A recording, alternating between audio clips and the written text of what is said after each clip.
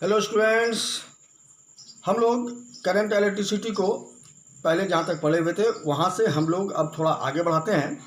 Resistance की बात करेंगे हम लोग कि रेजिस्टेंस को हम लोग किसी अप्लायंस में किस तरह कंबाइन करते हैं, यानी कम्बिनेशन ऑफ रेजिस्टेंस। तो आइए, यहाँ पर हमने लिखा है कम्बिनेशन ऑफ रेजिस्टर्स। अब देखेंगे कि रेजिस्टेंस है और रेसिस्टर है, ये दो चीज़ हमेशा आता है बच्चों के जहन में कि ये रेसिस्टर क्या है, रेसिस्टेंस क्या है, इस दोनों में क्या अंतर है, या फिर ये दोनों में क्या दोनों सिमिलर चीज़ है। तो हम लोग जरा सा देखेंगे। मोटे तौर पर हम लोग बच्चों को बता देते हैं कि मोटा मोटी ये दोनों एक ही चीज़ है, लेकिन हकीकत में इस दोनों में डिफरेंस क्या है आप देखेंगे कि कोई भी वायर लेते हैं हम, तो ये वायर किसी भी मटेरियल का है, जिस किसी भी मटेरियल का है तो उसका अपना एक स्वभाव है। क्या स्वभाव है? वह स्वभाव है कि वह अपने से होकर जो इलेक्ट्रॉन्स, जो चार्जेस फ्लो हो रहे हैं, उसको वह क्या करते हैं, हिंड्रेंस ऑफर करते हैं, दे ऑफर द रेजिस्टेंस। और वही तो है, वो स्वभाव है उस मटेरियल का जिसे हम लोग रेजिस्टेंस के नाम से जानते हैं। और इसी वायर को, जिसका कि अपना रेजिस्टेंस की तरह स्वभाव है, इसी वायर को अगर हम किसी अप्लायंस में अगर इसको यूज़ करते हैं, किसी सर्किट में अगर इसका हम लोग यूज़ करते हैं अपने यूज़ के लिए, तो वहाँ पर वो वायर जो है रेसिस्टर बन जाता है। और उस समय उस वायर को, जिसको कि हमने अपने यूज़ के लिए उस सर्किट में लगाया है, उस अप्लायंस में लगाया है, तो वैसे रेजिस्टेंस को हम रेसिस्टर कहते हैं, जिसे कि हम लोग इस तरह जिग जैग साइन के द्वारा जो है हम लोग दिखाते हैं। ये रेजिस्टर की पहचान है। तो दोनों में क्या सिमिलरिटीज़ है और क्या डिफरेंस है, ये आप समझ गए। आइए अब हम लोग कि किस तरह इस रेजिस्टर्स को हम लोग किस तरह कंबाइन करेंगे, वो चीज़ हम लोग देखेंगे। तो दो तरह से हम इन रेजिस्टर्स को कंबाइन कर सकते हैं। पहला है सीरीज कॉम्बिनेशन और दूसरा है पैरेलल कॉम्बिनेशन, यानी कि आप सीरीज के रूप में उसे कंबाइन करते हैं किसी सर्किट में, या पैरेलली आप उन रेजिस्टर्स को आप कंबाइन करते हैं सर्किट डायग्राम में। तो आइए हम पहले सीरीज को समझते हैं। जैसे कोई टुकड़ा है, तीन वायर है, एक वायर ये है, दूसरे वायर को अगर लगाना है तो दूसरे वायर के एक एंड को यहाँ पर लगाते हैं, इसको लगा दिए, और तीसरे वायर को हम यहाँ से लगा लिए। तो वैसी स्थिति में क्या होता है कि ये देखिए कि ये एक वायर, ये एक वायर, ये एक वायर। तो अब इसको जब सर्किट में हम यूज़ करेंगे तो ये हमारा क्या हो जाएगा, रेसिस्टर की तरह काम करेगा। ये क्या कर जाएगा, रेसिस्टर की तरह। तो ये हम देख रहे हैं कि तीन रेजिस्टर किसी सर्किट में लगा हुआ है, इसका नाम हम दे देते हैं R1, R2, R3। अब सवाल है कि बहुत सारा रेजिस्टर्स को हम लोग अप्लायंस में यूज़ करते हैं, तो अगर सीरीज कॉम्बिनेशन में करेंगे तो वो बहुत ही लंबी श्रृंखला हो जाएगी।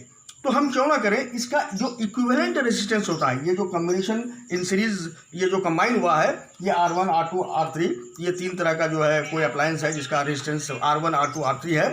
तो वैसी स्थिति में हम इसका समतुल्य प्रतिरोध यानी इक्विवेलेंट रेजिस्टेंस हम निकालेंगे, जिसे हम लोग जनरली जो है RS से भी डिनोट करते हैं, RE से भी डिनोट करते हैं, या फिर RS से भी हम लोग कहीं कहीं डिनोट कर देते हैं। तो इसका हम लोग किस तरह इक्विवेलेंट रेजिस्टेंस निकालेंगे, यही चीज़ इस डायग्राम में हम लोग देखेंगे। तो आइए इसको क्या करते हैं, हम लोग इसी को हम लोग एक सेल से, बड़ा वाला साइन प्लस होता है, छोटा वाला निगेटिव टर्मिनल है, मान लेते हैं इसके साथ जो करंट फ्लो कर रहा है वो I है, और इसमें से V वोल्ट का ये सेल है। तो एक चीज़ दिमाग में रखेंगे कि करंट जो सीरीज कॉम्बिनेशन में जो करंट ये यहाँ से जनरेट होकर चला, तो यही करंट इसमें भी गया, वही करंट इसमें भी गया, वही करंट इसमें भी गया।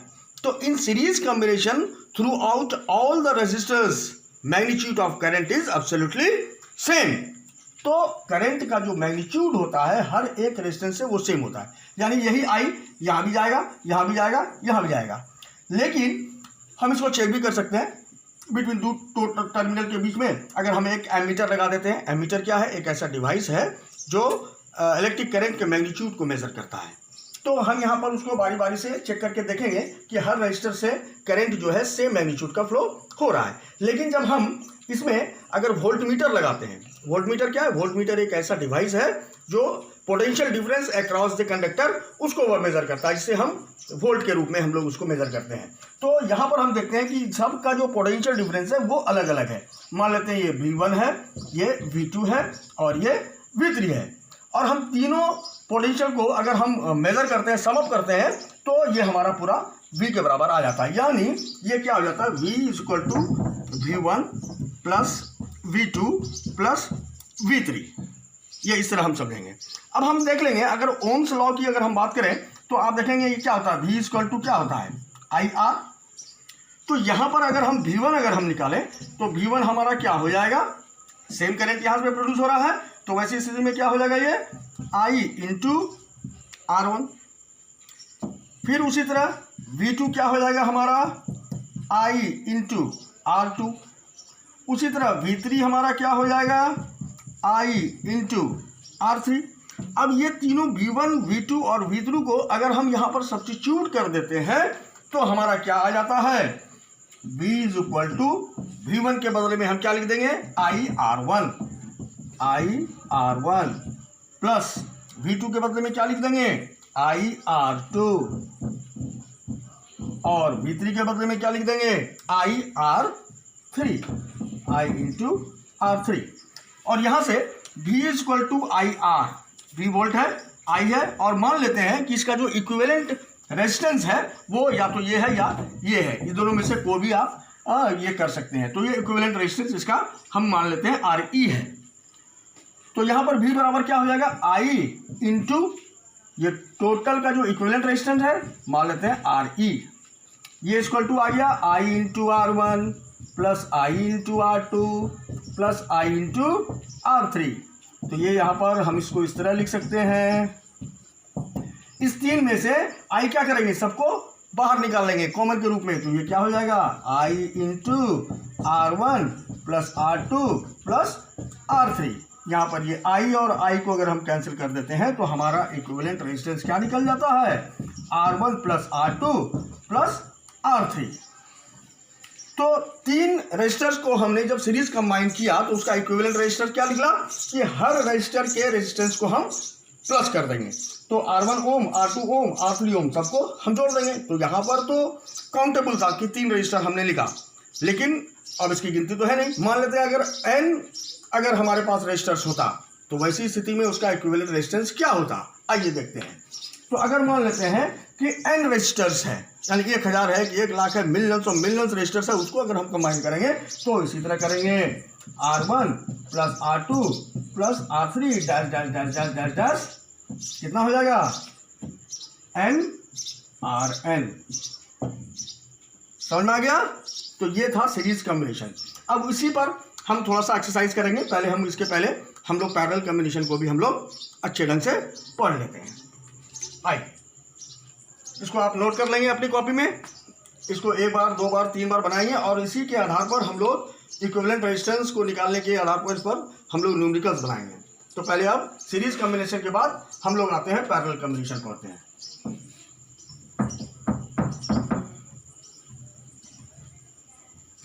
आइए पैरेलल कॉम्बिनेशन सीरीज में अगर मान लीजिए आपको ऑरली मैं आपको पूछता हूं कि अगर 3 रजिस्टर्स है, जिसका है एक का 2 ओम, दूसरे रजिस्टर का रेजिस्टेंस है 3 ओम, तीसरे रजिस्टर का रेजिस्टेंस है 5 ओम, तो आप बताइए कि इस तीनों रजिस्टर्स का इक्विवेलेंट रेजिस्टेंस क्या होगा। तो क्या करेंगे, सबको हम प्लस कर देंगे and that will be the equivalent resistance. अब आइए हम लोग पैरेलल कॉम्बिनेशन में अब देखिए किस तरह उसको हम लोग ज्वाइन करेंगे। यहाँ पर एक रजिस्टर हम इस तरह लेते हैं, ये इस तरह, दूसरा हम मान लेते हैं इस तरह ले लेते हैं और तीसरा इस तरह ले लेते हैं।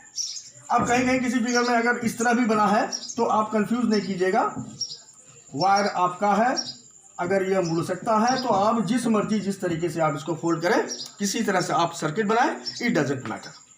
ठीक है, तो हम लोग देखते हैं। अब उसी तरह यहाँ भी इसको क्या करते हैं, ये एक टर्मिनल मान लेते हैं, ये A, ये एक टर्मिनल है B, इसको भी एक सेल के साथ हम लोग बाकायदा ऐड कर देते हैं। ये 3 रजिस्टर है, R1, R2, R3, V volt है।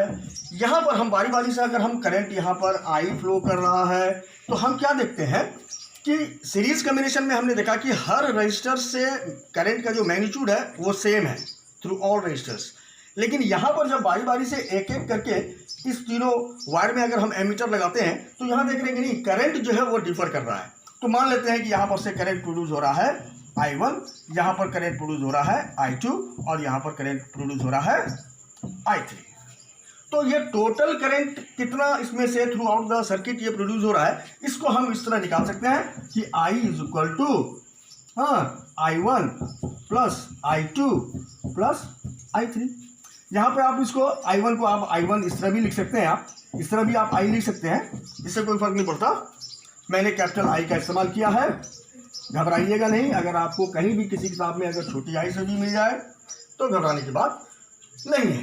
तो अब यहाँ पर आइए कि इस सर्किट में अगर हम वोल्ट अगर हम देखते हैं तो हम क्या देखते हैं कि यहाँ का भी, इसमें भी V वोल्ट है, इसमें भी V वोल्ट, इसमें भी V वोल्ट, यानी पैरेलल कॉम्बिनेशन में थ्रू आउट द रेजिस्टर्स जो अक्रॉस द पोटेंशियल डिफरेंस होता है। क्यों, कारण क्या होता है कि यहाँ पर इसका और इसका जो अक्रॉस द पोटेंशियल डिफरेंस है, तो अगर इस सर्किट को अगर इसको हम भूल भी जाएं तो क्या पोटेंशियल डिफरेंस तो सेम रहता है ना इस वायर के लिए। अगर इस वायर की बात करें, इसको अगर हम ढक देते हैं तो आप देखिए इस वायर का इसका पोटेंशियल डिफरेंस अक्रॉस, इसको भी अगर हम ढक देते हैं तो इस वाले वायर से भी पोटेंशियल डिफरेंस अक्रॉस जो होता है वो सेम होता है। यानी आपको यह चीज याद रखना है व्हाइल सॉल्विंग द न्यूमेरिकल्स कि पैरेलल कॉम्बिनेशन में हर रेसिस्टर से वोल्ट वही होता है जो हमारा सेल डेवलप करता है, जो across the terminal potential difference होता है। यानी पैरेलल कॉम्बिनेशन में जो वोल्ट होता है वह सब में सेम होता है। सीरीज कॉम्बिनेशन में करंट जो है हर रेजिस्टर से सेम होता है, यानी सीरीज में current same and parallel combination में वोल्ट सेम। आइए, तो यहाँ पर सबसे वोल्ट वही है। तो यहाँ पर अगर हम निकालना चाहें I1 अगर हम निकालें इस वाले फॉर्मूले से V इक्वल टू IR, तो I इक्वल टू क्या होता है भाई, V बाय R।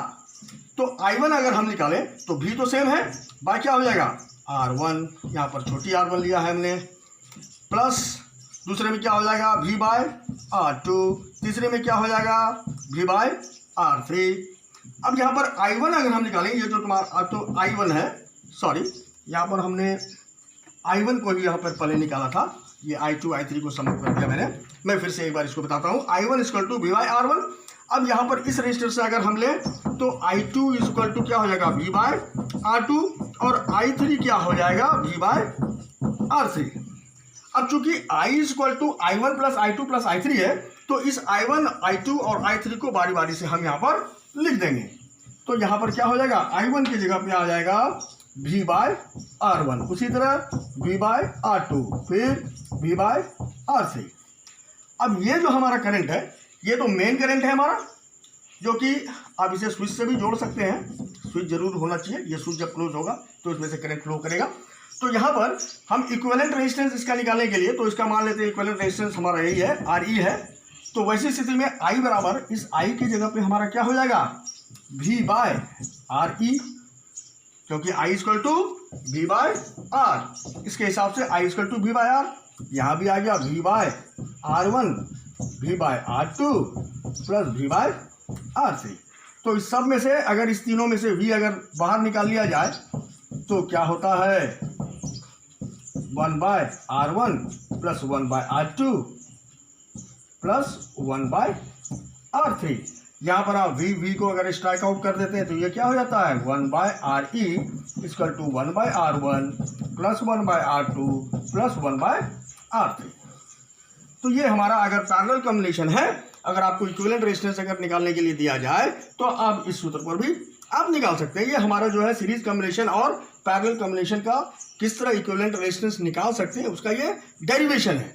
अब इसी में अगर कहेगा ये तो 3 रेजिस्टर्स था जिसको कि हमने पैरेलली कंबाइन किया, लेकिन अगर ये नंबर ऑफ रेजिस्टर्स बहुत ज़्यादा हो, मान लेते हैं n रेजिस्टर्स हो, तो वैसी स्थिति में हम क्या करेंगे 1 by RE 1 by R1 plus 1 by R2 plus 1 by R3 dash dash dash dash करके आप लिख सकते हैं n by NR, n terms तक। तो ये चीज आप लिख सकते हैं।